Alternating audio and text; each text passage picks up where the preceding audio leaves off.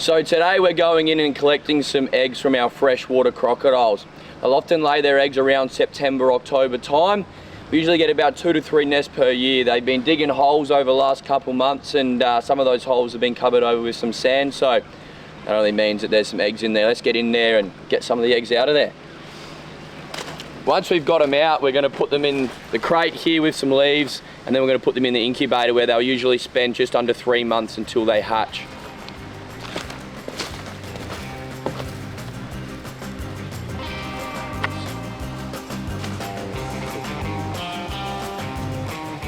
Everything has been dug up so much for the purpose already.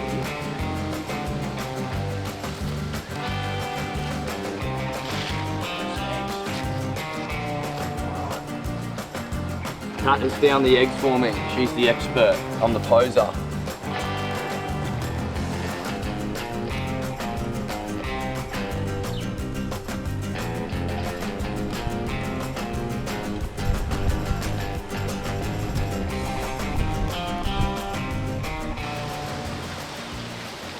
So sort of thinking where this nest is positioned, it'd get some shade during the mornings and some sun in the afternoon. They're really smart. They have about a 3-degree bracket from about 31, 32 and 33 degrees. 32s you'll often get males, 31, 33 sort of tend to swing towards females. And they'll position their nests according to sort of, I guess, the temperature of the time of year it's going to be, and putting it in that perfect position. I wonder how many we're going to get out of here. Usually they'll lay around 15 eggs, but can be up to 30 sometimes with those younger females.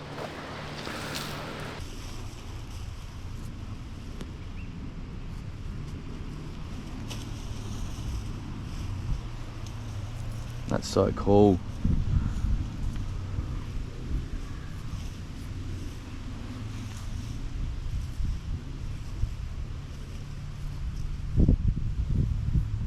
Here we are, first one for the season. Make sure not to tip it over. Keep it nice and flat as we found it. It's got a beautiful, nice band. You see that band there, that white strip? That will slowly expand along the rest of the egg. And as it reaches the top, that's when it hatches. That is a perfect egg. What we'll do, we'll get some of those leaves in there just to make sure that it's not sitting directly on the plastic in the crate. We'll just put it there on the dirt for now while we get some leaf litter.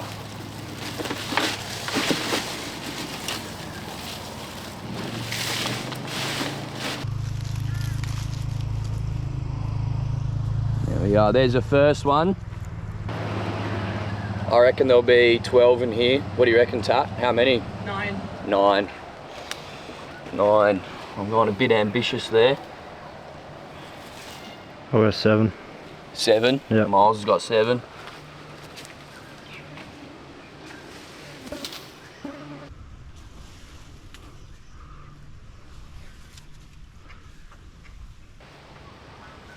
Just got to be really careful when getting rid of this sand around.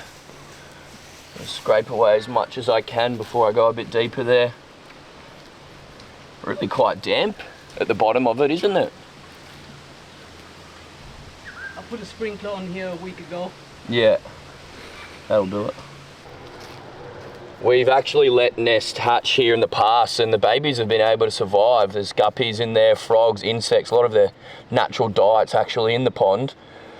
But we decided to incubate them this year, try and get a really high success rate, because as our older freshwater crocodiles start to get old and pass away, need the next generation to come on through.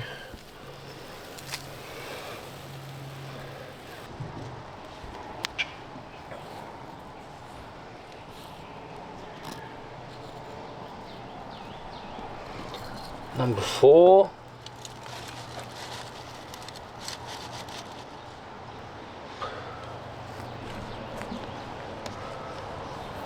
Well, looking like there's a few in there. I can feel them around. There's number 5. So yeah, it used to be all the pindan that was around this whole area, and then we put Fitzroy River core sand in, and they've been loving it, haven't they? Yeah.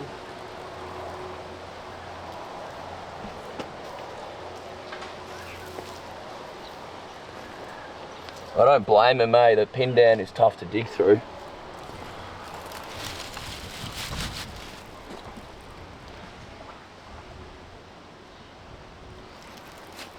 One, two, three, 4, 5, 6. Well, there's more than 7 miles. Yeah. You're out.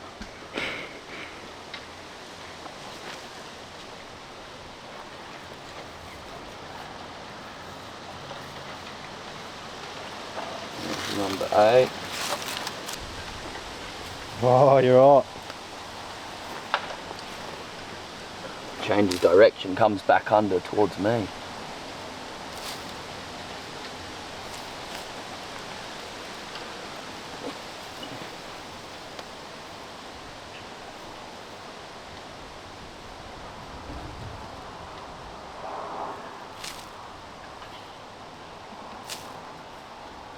Oh, even more. What's that? 1, 2, 3, 4, 5, 6, 7, 8, 9, 10, 11, 12. That was my pick. Damn.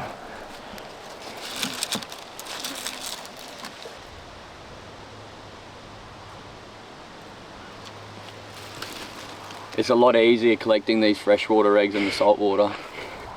The saltwater crocodiles, you'd have the females coming up and trying to kill you. At least these freshies leave you alone and let you get the eggs out. That's how it goes. Find the nest, dig it up, collect the eggs, put them in the crate, and then off they go to the incubator. Just like that. Check over here as well. We might have a couple more nests, so we'll do a good dig around and make sure we're not leaving any behind.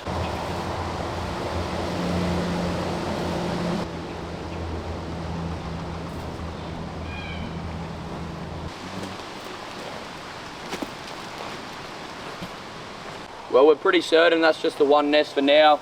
We'll come back over the next few weeks and have another dig around and see if they've laid again.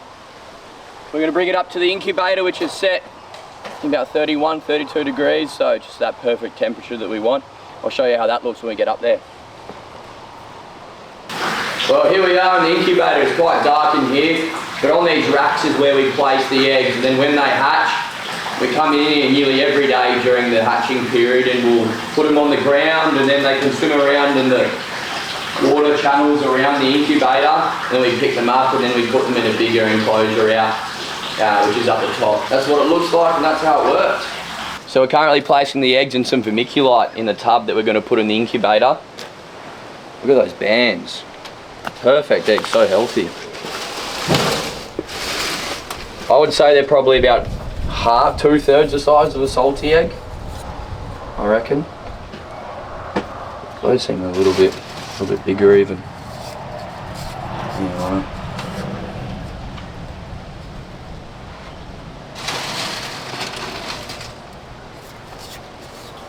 Not super freshly hatched, because then, oh sorry, freshly laid, because then they have the slime all over them.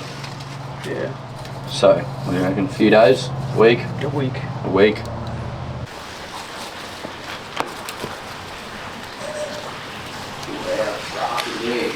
Put it on the middle shelf. Straight in there. There it is. We'll leave those for about, probably another, usually about 75 days, roughly just under 3 months. It takes, they've been laid about a week ago, so probably wait another 70 odd days and come in here and see how they're going and move them to a lower shelf so that when they do hatch, it's not a big drop for them when they fall on down on the concrete and then eventually into the water channels around, making it easier for us to catch them. Although sometimes it's not so easy when they're running around. They're small, they're fast, and they're pretty darn cute. So there it is. Went and collect the eggs, put them in the incubator. That's how it goes. Freshwater crocodile eggs collected for 2025. So I often get asked, how do we go about moving our large saltwater crocodiles at the Croc Park? We house about 200 over 4 metres in length, so we've got a fair few big ones. And recently we moved Zoey, who weighs about half a tonne. He's about 4.7 metres in length, and I filmed the move. So what we're going to do throughout this section of the video is we're going to run through a couple points about how we go about moving these large crocodiles. Now, when it comes to moving these crocodiles, it's important that we do a fair bit of planning in the days prior, thinking about how we're going to go about the move, what the crocodile could do, and how we can make it safe for both the crocodile and ourselves. How we start the move is we do a simple top jaw rope. So we usually entice a crocodile up, a simple loop and a rope, and that goes over the top jaw, and that is what we'll use to pull the crocodile out of the enclosure. Hold on.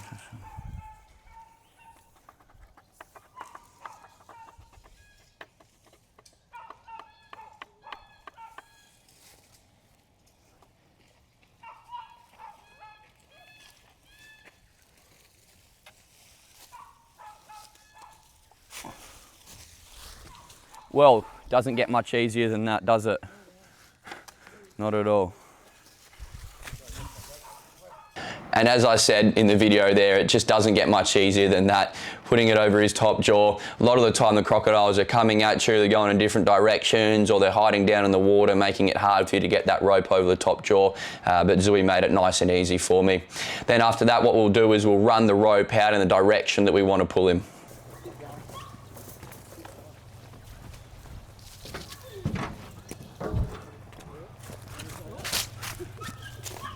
Now, once we pulled him up in the corner, in this instant, because Zoey is such a large crocodile, we had to get a slide out to help him get over the pond, because there's a fair bit of a lip on that pond and he's just too big for us to be able to pull him over. All right. 1, 2, 3, pull. 1, 2, 3, pull. 1, 2, 3, pull. 1, 2, 3, pull. Now, Zoey is making it a little bit difficult for us here because he's wedging his feet under that slide and it's hard for us to pull him up. So, additionally to being a safety tool, having that stick there, I'm also able to use it to pry his feet up and over. All right, his legs back. Righto. Ready? All right, yeah. 1, 2, 3, pull! Now, usually our males have a female counterpart as well that they have with them in their pond, but Zoey, he's by himself, he's a single male, so if there was a female in that pond, I'd have to have someone else next to me with a shield protecting me from that female, but because I know that Zoey is the only one in the pond, I'm able to get close to the water to be able to pry his back leg over that slide. All right. 1, 2, 3, pull! 1, 2, 3, pull! Hold on. 1, 2, 3, pull! Now, the saltwater crocodile has an extremely strong and thick underbelly, so pulling Zoey across this soft dirt is no problem for him at all. In the wild, these crocodiles traverse across rock bars with oysters on them, fall down waterfalls, so this is a really good way to be able to move him. It means that none of us are jumping on the crocodile, he's not tied up at all, we're simply just slowly pulling him along the dirt into his new pond. 1, 2, 3, pull. 1, 2, 3, pull. Watch out for the tail. 3, pull. All right, now I've just placed a rubber mat down here over the fence that we've cut out so he's not getting caught on the fence. That's quite important that he doesn't get caught on that fence. So that's what that mat's there for.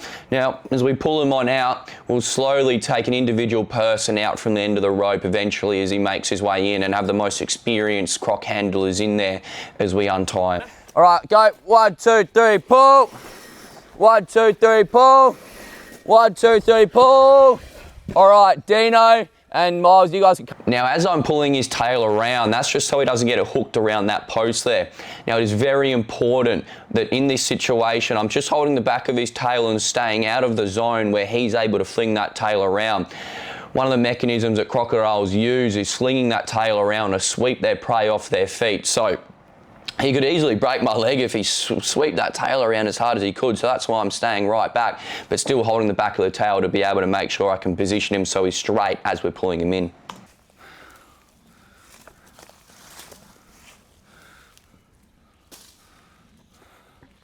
Both ropes are coming off. Yeah. Alligator fence over Pelican Lake fence, I reckon, if you need it. Not that I reckon he'll move much at all anyway. I reckon he's going to be here for next week.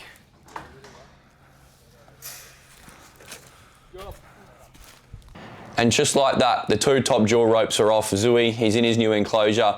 This is how we go about moving these saltwater crocodiles in smaller distances, a safe way for us as the handlers, but also with minimal stress placed on the crocodile. And there it is, Zoey's in his new pond. So what that means, we can get into his old pond, clean it out. There's a fair bit of silt at the bottom that we need to get rid of. Then we can put another crocodile back in there.